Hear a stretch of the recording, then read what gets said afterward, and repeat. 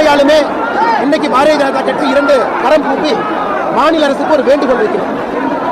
இந்த அலுவலகத்தில் தமிழகத்தினுடைய முக்கியமான புள்ளி அவருக்கு எந்த விதத்தில் தமிழக அரசோ நாம மரியாதை செய்யணுமோ அந்த மரியாதையை செய்வதை நாம சரியான கடமையிலிருந்து தவறி இருக்கிறோம். அலுவலகத்தில் பல்லாயிரக்கணக்கான ரசிகர்களும் தொண்டர்களும் வெளியிருக்கிறார்.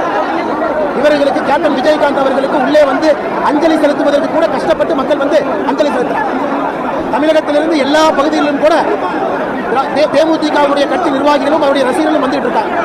எங்களுடைய வேண்டுகோள் தமிழக அரசு உடனடியாக ராஜாஜி அரங்கத்திற்கு கேப்டன் விஜயகாந்த் அவர்களுடைய உடலை அங்கே எடுத்துச் சென்று குடும்பத்தினுடைய அனுமதியோடு தமிழகத்திலிருந்து எல்லா பகுதியிலிருந்து வரக்கூடிய தொண்டர்கள் பொதுமக்கள் அஞ்சலி செலுத்துவதற்கு ஏதுவாக அங்கே வைக்க வேண்டும் என்பது எங்களுடைய அன்பார்ந்த வேண்டுகோள். நாளை பெரிய அளவில் கூட்டம் வர இருக்கு.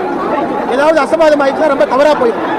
நம்முடைய முதலமைச்சர் மாண்புமிகு மு.க. ஸ்டாலின் அவர்கள் உடனடியாக இதை பரிசீலனை செய்து ராஜாஜி அரங்கத்தில் பொதுமக்களுடைய பார்வைக்கு வைப்பதற்கு அரசு முடிவெடுத்து அறிவிக்க வேண்டும்.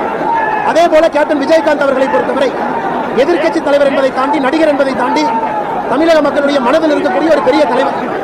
அவருக்கு அரசு மரியாதையோடு ஒரு மணிமண்டபம் கட்டப்பட்டு அரசு கொடுக்கக்கூடிய இடத்துல காலம் காலத்திற்கும் கூட எல்லோரும் வந்து பார்ப்பதற்கு ஏதுவாக அரசு வேகமாக ஒரு நிலத்தை ஒதுக்கீடு செய்து அதிலே மணிமண்டபம் கட்டுவதற்கு முன்வர வேண்டும் என்பதும் கூட பாரதிய ஜனதா கட்சியுடைய கோரிக்கை.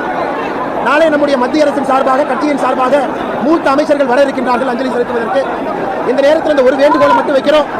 உடனடியாக ராஜாஜி அரங்கத்திற்கு கேப்டன் அவர்களுடைய உடலை எடுத்துச் செல்ல வேண்டும். எல்லாமே ரொம்ப மோசமா இருக்கு, ரொம்ப தவறா போயிடும். முதலமைச்சர் அவர்கள் இதை கனிவோடு பரிசீலனை செய்து நல்ல முடிவெடுப்பார்கள் என்று நாங்கள் நம்புகின்றோம்.